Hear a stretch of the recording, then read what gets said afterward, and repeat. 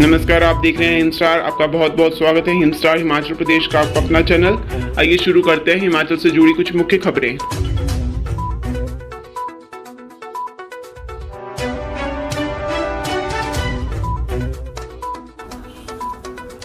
इस बार लड़ूंगा नहीं लड़वाऊंगा, चुनावी राजनीति से हटे पूर्व मुख्यमंत्री प्रेम कुमार धूमल।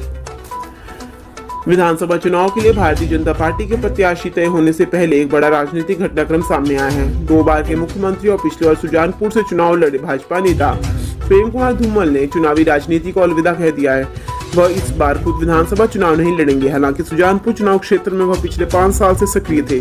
प्रेम कुमार धूमल भाजपा की चुनाव समिति की बैठक के लिए दिल्ली गए हुए थे। चुनाव समिति में स्क्रीनिंग के बाद अब भाजपा का संसदीय बोर्ड प्रधानमंत्री की उपस्थिति में टिकट फाइनल कर रहा है। ऐसे में पूर्व मुख्यमंत्री प्रेम कुमार धूमल ने कहा कि उन्होंने बहुत पहले ही पार्टी को अपनी इच्छा व्यक्त कर दी थी और यह कहा था कि वह चुनाव नहीं लड़ना चाहते। पार्टी ने उनकी इच्छा का सम्मान किया और वह यह विधानसभा चुनाव नहीं लड़ रहे हैं। प्रेम कुमार धूमल ने कहा कि इस बार वह खुद चुनाव नहीं लड़ेंगे, लेकिन चुनाव लड़वाएंगे। यह चुनावी राजनीति से हट रहे हैं पर राजनीति में सक्रिय रहेंगे। पहले धूमल की उम्मीदवारी को लेकर उम्र की वजह से भी कई तरह की चर्चाएं उठ रही थी। 78 साल की आयु पूरा करने के बाद दोबारा चुनाव लड़ने का फैसला उनको लेना था।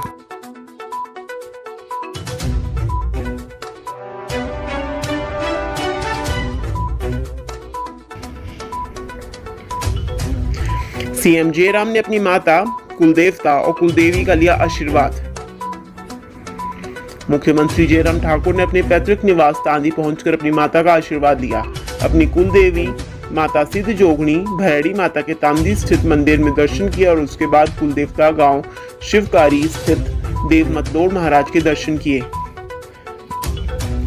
सीएम 19 अक्टूबर को दिल्ली से रेणुकू बगस्याड़ हेलीपैड पहुंचे थे। सीएम जयराम कुछ देर में जंजैली के कुथाव में सड़क मार्ग से प्रस्थान करेंगे और वहां पर कार्यकर्ताओं और पंचायत प्रतिनिधियों और आम जनता की विशाल जनसभा को संबोधित करेंगे। उनके साथ उनकी धर्मपत्नी डॉक्टर साधना ठाकुर, दोनों बेटियां चंद्रिका और प्रियंका भी शामिल होंगी।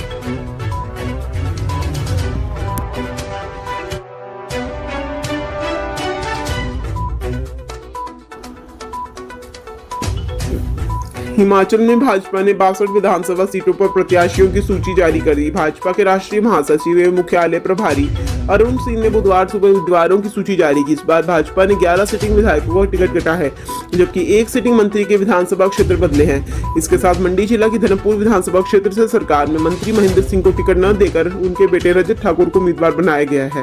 इस भाजपा ने एससी श्रेणी को 11 और एसटी को 8 टिकट दिए हैं और 5 महिलाओं को सूची में जगह मिली है। 6 सीटों पर प्रत्याशियों की सूची भाजपा ने अभी होल्ड कर ली है। मंडी जिला की बात करें तो करसोग, सरकाघाट, द्रंग, धर्मपुर नए चेहरों को मौका दिया है। द्रंग से विधायक जवाहर ठाकुर, करसोग से हीरालाल, सरकाघाट से कर्नल इंदर सिंह ठाकुर को टिकट भाजपा ने काटा है। इसके अलावा पिछले दिनों भाजपा में शामिल हुए विधायक प्रकाश राणा को इस बार भाजपा ने अपना प्रत्याशी बनाकर मैदान में उतारा है। बता दें कि दिल्ली में प्रधानमंत्री नरेंद्र मोदी की अध्यक्षता में केंद्रीय चुनाव समिति की बैठक मंगलवार रात को हुई थी। इस बैठक में राष्ट्रीय अध्यक्ष जेपी नड्डा, केंद्रीय गृह मंत्री अमित शाह और समिति के सभी शीर्ष नेतृत्व ने भाग लिया। इस बैठक में प्रत्याशियों के नामों को अंतिम रूप देकर दोपहर सुबह सूची जारी की गई।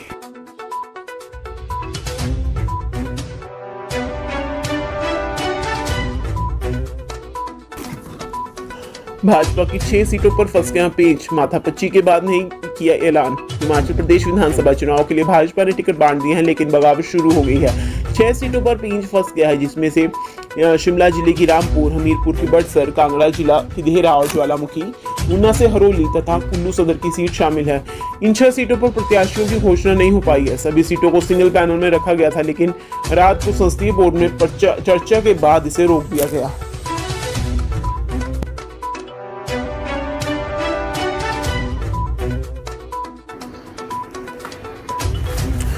कांग्रेस ने 22 सीटों पर बढ़ाई धुकधुकी, 68 सीटों पर घोषणा के दावे हवा हवाई, केवल 46 टिकट आए सामने। करीब 72 घंटे से लगातार इंतजार के बाद भी कांग्रेस के 22 टिकटों पर सस्पेंस बरकरार है। दिल्ली में मंगलवार को ही केंद्रीय चुनाव समिति ने कांग्रेस के 46 टिकट तो घोषित कर दिए, लेकिन 22 को लेकर बैठक बेनतीजा रही। इस बैठक में आखिर में फंसे टिकटों पर भी खूब मंथन किया गया, लेकिन फैसला नहीं हो पाया।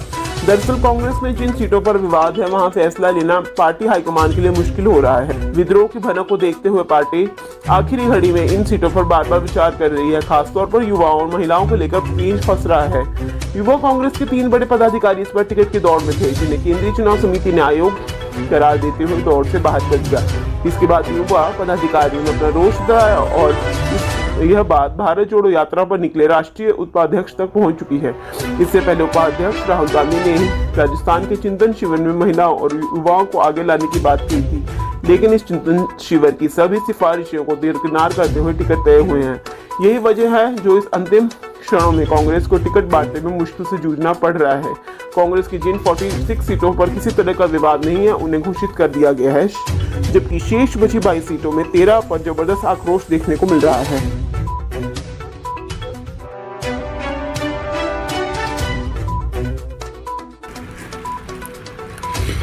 हिमाचल प्रदेश के 7,881 मतदान केंद्रों, संवेदनशील और अति संवेदनशील इलाकों में 27,000 से ज्यादा जवान तैनात होंगे। प्रदेश पुलिस, होमगार्ड समेत केंद्रीय सुरक्षा बल, सीआरपीएफ के जवान और अधिकारी चुनावी ड्यूटी देंगे। 2 दिन के भीतर केंद्र से सीआरपीएफ के जवान हिमाचल पहुंचने शुरू हो जाएंगे। हिमाचल चुनाव विभाग को निर्देशों के बाद पुलिस मुख्यालय तैयारियों में जुट गया है। वर्ष 2017 में हुए विधानसभा चुनाव के दौरान हिमाचल प्रदेश में 26,344 पुलिस, होमगार्ड और सीआरपीएफ जवानों की ड्यूटियां लगाई गई थी। हिमाचल चुनाव विभाग के अनुसार हर पोलिंग स्टेशन में 1 सीआरपीएफ, 2 होमगार्ड, 3 से 4 पुलिस के जवान तैनात रहेंगे। वोटिंग मशीनों को भेजने की प्रक्रिया के साथ ही सुरक्षा जवानों की टीमें पोलिंग स्टेशनों के लिए रवाना हो जाएंगी।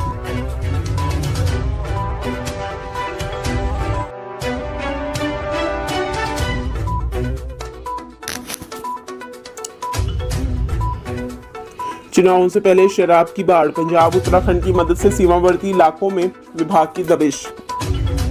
पंजाब और उत्तराखंड पुलिस की मदद से आबकारी एवं कराधान विभाग ने सीमावर्ती जिलों में दबिश की है। इस दौरान भारी मात्रा में शराब की खेप बरामद की गई। सिरमौर, कांगड़ा और ऊना जिलों में विभाग ने अभियान चलाया गया था। इन क्षेत्रों में अवैध शराब बनाने के इनपुट पंजाब पुलिस से ही मिले थे। इसके बाद साझा टीम बनाकर अभियान छेड़ा गया। इसमें टीम को कांगड़ा जिले के नूरपुर और सिरमौर के पांवटा साहिब में बड़ी कामयाबी हाथ लगी है। टीम विभाग की टीमों ने उन भट्टियों को भी नष्ट कर दिया जिसमें शराब बनाई जा रही थी। विभाग को गुप्त सूचना मिली थी कि शराब का इस्तेमाल आगामी दिनों में मतदाताओं को प्रभावित करने में हो सकता है। जिन क्षेत्रों में दबिश दी गई है वे गाँव राज्यों की सीमा पर स्थापित है। आबकारी एवं कराधान विभाग ने नूरपुर उपमंडल में नीलवा, ठाकुरद्वारा, गगवाल, उदेड़िया, बरोट और चक तेरियन में एक साथ छापेमारी की है। उन्होंने बताया कि छापेमारी के दौरान गगवाल और एक तेरियन गांवों से लगभग 1,88,000 लीटर कच्ची शराब और 50,000 लीटर लहण नष्ट की गई। हिमाचल आबकारी अधिनियम की धारा 39 के तहत मामला दर्ज कर लिया है। कानूनी प्रक्रिया का पालन करते हुए लाहन, तिरपाल और इस्तेमाल की गई अन्य सामग्री की वीडियोग्राफी की गई। अन्य मामले में जिला सिरमौर में पांवटा साहिब तहसील के खारा के जंगल में जिला प्रभारी हिमांशु कुमार की टीम ने खारा से 5 किलोमीटर जंगल के अंदर जाकर अवैध शराब की भट्टियों को नष्ट किया। मौके पर तैयार कच्ची शराब के ड्रम, टायर, ट्यूब और प्लास्टिक के कैनों से भरी 22,000 लीटर शराब को भी नष्ट किया। बिलासपुर में उपायुक्त राज्य एवं कर एवं आबकारी विभाग विनय चौधरी ने गठित टीम ने पंजाब के सीमावर्ती गांव में माजरी में आबकारी अधिनियम के अंतर्गत कार्रवाई की। इसमें टीम द्वारा लगभग 6,260 लीटर कच्ची शराब को कब्जे में लेकर नियमानुसार नष्ट किया गया।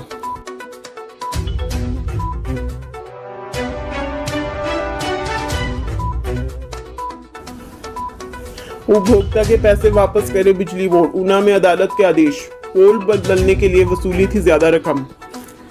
जिला उपभोक्ता फोरम ऊना के अध्यक्ष हिमांशु मिश्रा की अदालत ने विद्युत बोर्ड ऊना को बिजली का पोल बदलने की एवज में अधिक राशि वसूल करने पर वसूली गई राशि को वापस करने का आदेश सुनाए हैं। उपभोक्ता की तरफ से मामले की पैरवी अधिवक्ता मोहित अग्निहोत्री ने की।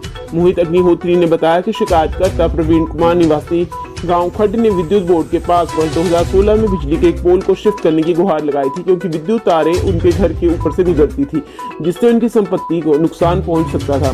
शिकायतकर्ता ने इस बारे विद्युत बोर्ड को वर्ष 2018 में भी उपरोक्त विषय के बारे में लिखकर शिकायत दी थी। जब इस पर कार्रवाई नहीं हुई तो शिकायतकर्ता ने सीएम हेल्पलाइन पर शिकायत दर्ज करवाई, जिस पर भी विभाग ने कोई कार्रवाई नहीं की। शिकायतकर्ता को मजबूरन उपभोक्ता अदालत की शरण में जाना पड़ा। यहाँ पर उपभोक्ता अदालत ने 17 सितंबर 2022 को बिजली विभाग को निर्देश दिए कि बिजली के पोल को हटाया जाए और पोल को हटाने का खर्च शिकायतकर्ता वहन करेगा। कोर्ट के निर्देशानुसार उपभोक्ता ने 25,335 रुपए जमा करवा दिए। इसके साथ ही लोकल कमिश्नर नियुक्त किया जो बिजली का पोल बदलने की पूरी प्रक्रिया की जानकारी माननीय अदालत को देगा। इसके बाद बिजली बोर्ड ने मौके पर जाकर बिजली के पोल को शिफ्ट तो कर दिया, लेकिन इसके साथ साथ एक दूसरे पोल को भी शिफ्ट किया और इसका खर्चा भी शिकायतकर्ता के ऊपर डाल दिया, जिसकी जानकारी शिकायतकर्ता ने उपभोक्ता फोरम ऊना में दी और उपभोक्ता फोरम ने सभी तथ्यों और साक्ष्यों की पड़ताल के बाद रुपए 13,390 अतिरिक्त राशि की बिजली बोर्ड ने शिकायतकर्ता से वसूल की थी उसको लौटाने का आदेश पारित किया।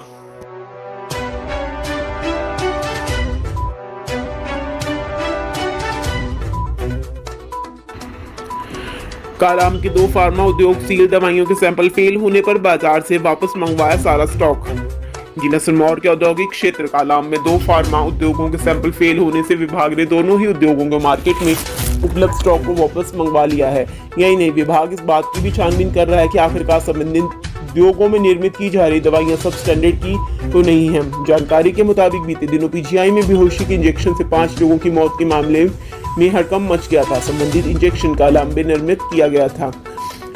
उसके पश्चात विभाग ने संबंधित उद्योग से सैंपल एकत्रित किए तथा सैंपल की रिपोर्ट आने पर कालाम क्षेत्र के 2 उद्योगों में निर्मित दवाइयों के सैंपल फेल हो गए। सूत्रों के मुताबिक बीते दिनों पीजीआई में बेहोशी के इंजेक्शन से 5 लोगों की मौत के मामले में एक विशेष कमेटी गठित की गई थी तथा संबंधित कमेटी ने अपनी रिपोर्ट सौंप दी थी।